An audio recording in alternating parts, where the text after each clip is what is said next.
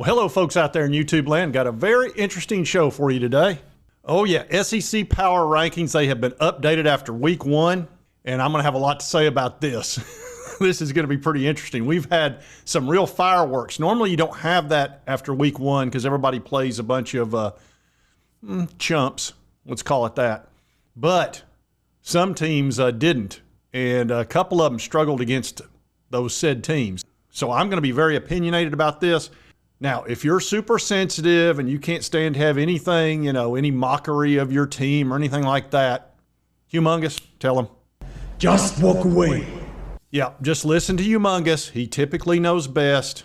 It's you don't want to get yourself upset. You'll have to start holding your participation trophy. You'll have to go find your safe space. It just won't be good. Everyone likes me and thinks I'm great in my safe space. My safe space. And I don't want to be responsible for that. So now for the rest of you that made it through that, let's get into this. It's going to be fun. All right, Brad Crawford put this together. Very good writer. I've enjoyed his work. He's over at 247, and he put together this ranking. South Carolina's number 16, and they won. They beat Old Dominion, the trucking company. It turns out they've got a team over there. I think it's retired truckers. But anyway, they gave South Carolina a pretty good game. Wound up 23-19. They are not happy with Shane Beamer, not in the slightest. Just something about not having Connor Stallions available for some reason. They're just not the same team. Allegedly. But anyway, yeah, they're not feeling too good about it. And the other situation they've got is their quarterback situation. They've got Lenore Sellers, nice young man, very talented. He is not ready for prime time. He's just not. And you saw that in the game. He threw for under 50%. It was just not good. And they're going to go into Kentucky this weekend. And Kentucky, I think, is going to whoop up on them. I think the Wildcats can't wait. They went and got Brock Vanderbilt and got him a good quarterback, and they're ready to rock and roll. The pussycat's gonna scratch me. Go ahead, scratch me. I dare you to scratch me. So South Carolina, number 16, and they won. All right, let's go to 15. This ought to be interesting. Oh, my favorite team, the old Florida Gators. Oh, they got crushed by Miami at the Swamp. At the Swamp. That does not happen. And they've got a decent quarterback. Well, Graham Mertz, he didn't play well, and then he got hurt. He's in concussion protocol, and now they're going to go to DJ Lagway. Now they're playing Sanford and Son coming up this weekend. They'll wear them out, and they'll feel a little bit better. But I'm telling you right now, there are so many people down there in Florida that are done with Billy Napier. I mean, they're already putting a top 5 list for next coaches, all of that. And if that affects the players, by the way, if you don't think it does, I'm a former Division I player myself. If I was on that team and I saw a top 5 to replace the coaches, that would impact me. It's going to demotivate them. Just go ahead and tell you. It's all that outside noise is going to wear Florida out. Now, some teams will circle the wagons like Michigan did last year, but I don't see Florida doing that. They're bad to quit on a coach. We saw it with McElwain. We saw it with Dan Mullen. That's just what they do. Once they get down, they'll go 3-9, 4-8 on you with it, just like that. So anyway, Florida Gators at number 15. And I know the rest of the SEC is upset about this. But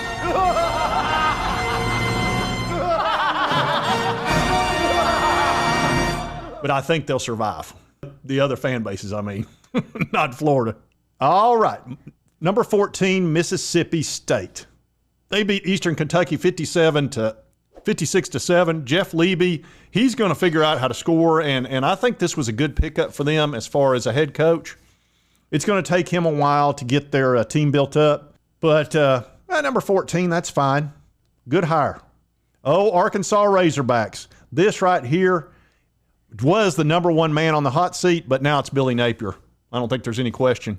They beat up on Arkansas Pine Bluff 70-0, and they scored 10 straight touchdowns against their little brother, Pine Bluff. Anyway, not much to be said about that. Now we're coming up to my favorite team, and it's not the Tennessee Vols. I am so happy for this team, I can't stand it. I have disrespected them for the whole 2 years I've had this channel, and I've not enjoyed it. I really haven't, because Vanderbilt is just, they're just so in the wrong league. They're basically an Ivy League school in the SEC. But I'm so happy they won a ball game, and they beat Virginia Tech, which is a totally decent team, by the way.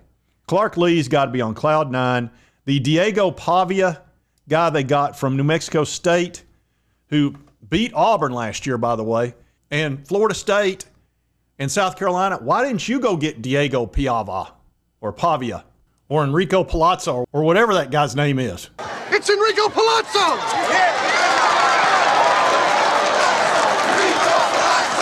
And crap, that guy can ball it. So anyway, he played a great game, and he's really got a ton of moxie, and he kind of put the team on his shoulders, and they won the game. So happy for them. Texas A&M. This was a disappointing game for one reason. Their defense played great, by the way. Texas A&M's loaded with talent. And they've got Mike Elko as head coach, which I think was a good move long term. You already saw that with their defense. But Connor Wagman played poorly, and that really surprised me. He's a 5-star. He played well last year till he got hurt, and then just was terrible in this game. I can't understand it. So they wound up losing 23-13. It was a closer game than that.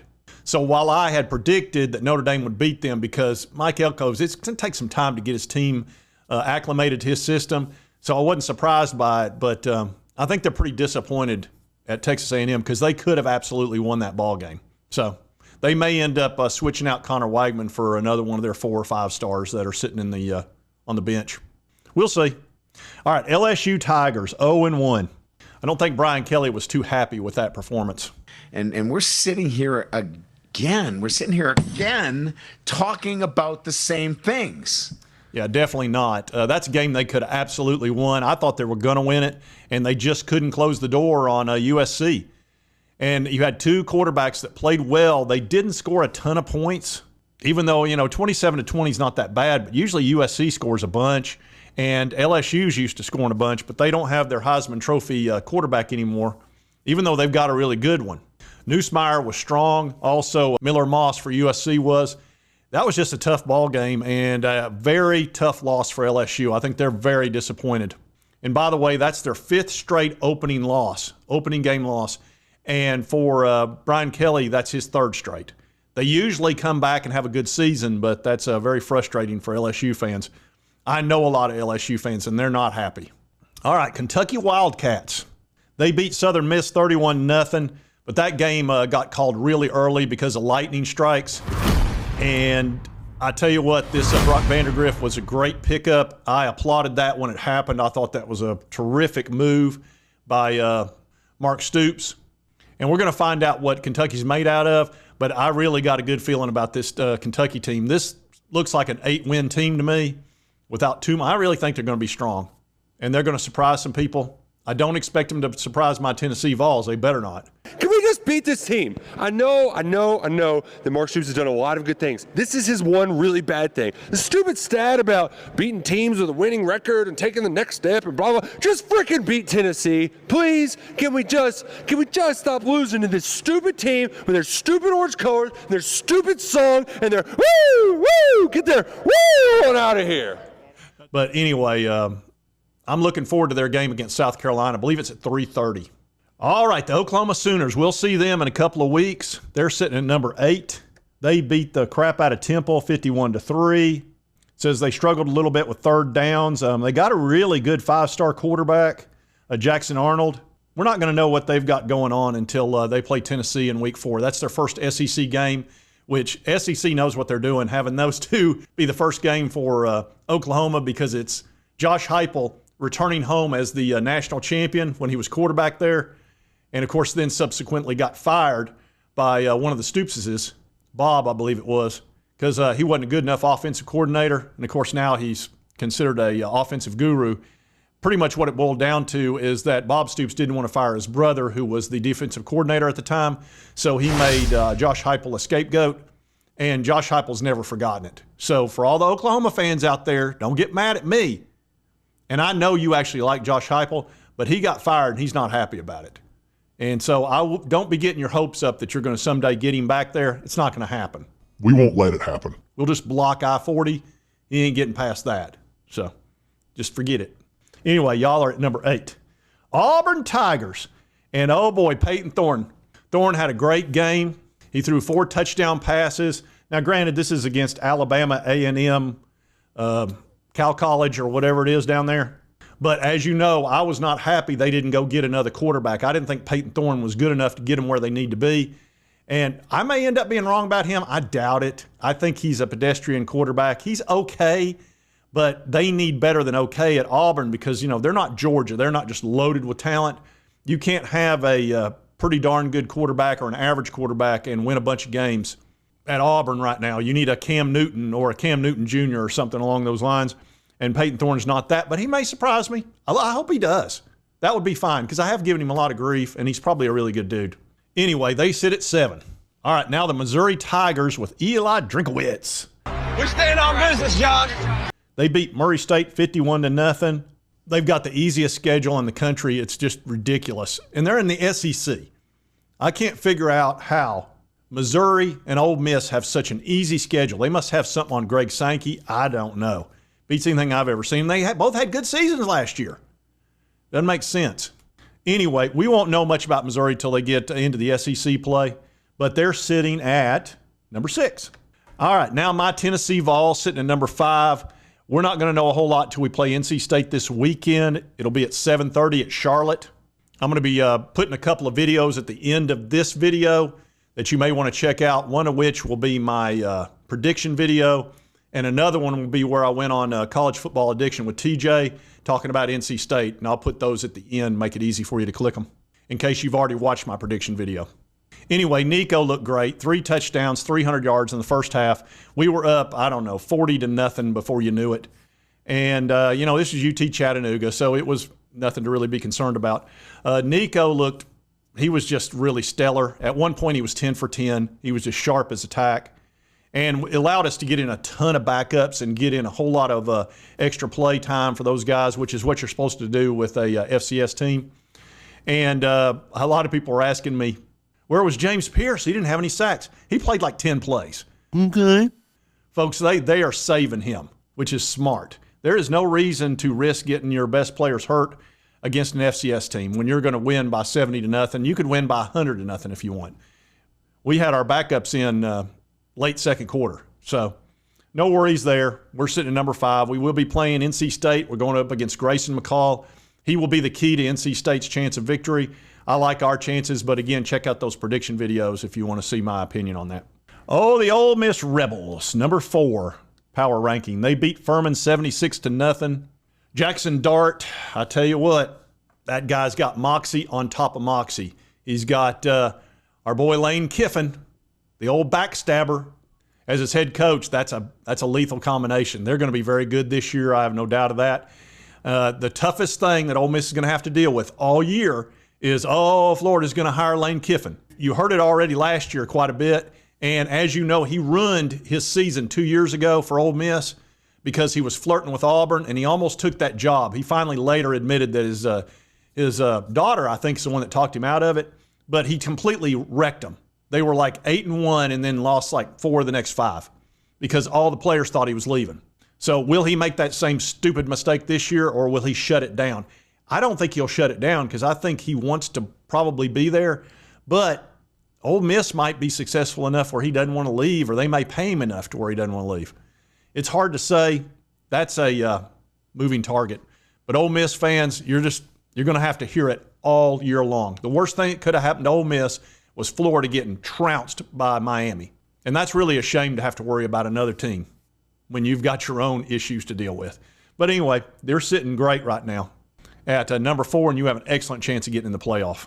Alabama Crimson Tide. Oh, yeah, sitting at number 3. They beat Western Kentucky 63-0. Kalen DeBoer, Jalen Milroe. We won't know until they get into one of their big games, but they're sitting at number 3. I pretty much believe that Kalen DeBoer was a very good hire. I think they're going to be fine. They're still loaded with talent. They lost some 5-stars when Nick Saban retired, but they've got plenty of them. So this is going to be a very competitive team, and I expect them to be fighting for a playoff spot, and they'll probably get one. Texas Longhorns at number 2. They beat up on Colorado State 52-0. Quinn Ewers, Arch Manning got to play, obviously. They're loaded at quarterback, which is great for them. They got to go play Michigan next week. I think they're going to whoop up on Michigan. I really do. And I think the entire country will be glad. Michigan, man, I'm telling you, that's the most disliked team in the country right now. And it's because of Connor Stallions. Let's just call it what it is. And the whole sign stealing thing that happened up there. It's got to be America's team. Somewhat allegedly. Anyway, we'll see what happens with Texas. They beat Michigan. That's going to pop them up they're already way up in the rankings anyway. And number 1, Georgia Bulldogs. There's a big shocker for you.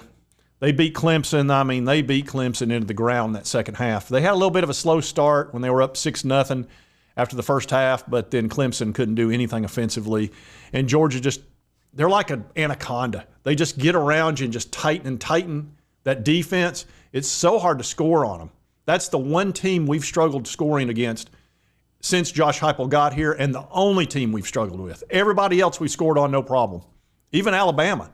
But Georgia's been a problem for everybody, and they're sitting at number 1. And look, until somebody takes the king down, they're going to sit at number 1 for a while. It's good to be the king. And I don't think Georgia's too worried about it. They got a great quarterback, a terrific coach. The only problem they got there is racing. They need to do something about that, which at least we haven't had any racing stories or any arrest recently over that. If they can get that under control, they should be fine. Really, they're a very good team. Very dangerous. And I agree with them being number 1. Anyway, I did want to do this power rankings video. Thought it would be fun to go through it all. And if you like this content, be sure to hit that like button. Let's continue to cover all these big college sports stories. If you've not subscribed, boom, boom, hit this little button right here. It won't cost you a dime, and it helps me out, help you get my videos. And right over here, I'm going to put my North Carolina State prediction video right here. And then the video I did with TJ talking about the NC State game as well, I'll put it right above. And you can click that. If you've already watched this prediction video, check that one out if you want.